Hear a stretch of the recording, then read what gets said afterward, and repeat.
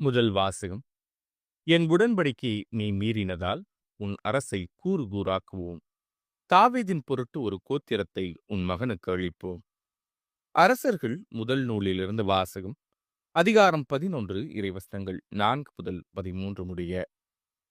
அந்நாள்களில் Solomon முதுமையடைந்த போது அவருடைய மனைவியர் அவர் இதயத்தை வேற்று தெய்வங்களை பின்பற்றும்படி மாற்றிவிட்டனர். அதனால் அவர் உள்ளம் தம் தந்தை தாவீதின் உள்ளத்தைப் போல் கடவுளாகிய ஆண்டவருக்கு முற்றிலும் பணிந்திருக்கவில்லை. சாலமோன் சீதோனியரின் தேவதையான அஸ்தரேத்தையும் அம்மோனியரின் அருவருப்பான மில்கோமையும் வழிபடலானார்.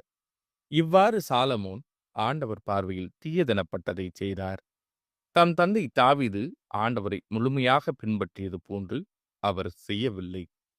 சாலமோன் எருசலேமுக்கு எதிரில் இருந்த மலையில் மோவாபியரின் அருவருப்பான கெமோசுக்கும் அம்மோனியரின் அருவருப்பான மோலேக்குக்கும் தொழுகை மேடுகளை கட்டினார்.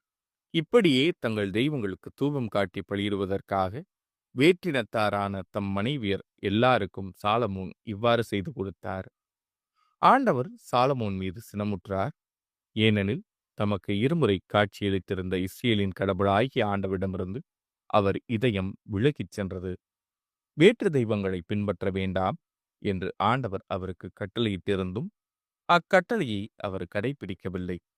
ஆகையால் ஆண்டவர் சாலமோனை நோக்கி, நான் உன்னோடு செய்திருந்த உடன்படிக்கையையும் நான் உனக்கு விதித்த நியமங்களையும் மீறி நீ இவ்வாறு நடந்து கொண்டதால் உன் அரசை உன்னிடமிருந்து பறித்து அதை உன் பணியாளனுக்கு கொடுக்கப் போவது உறுதி.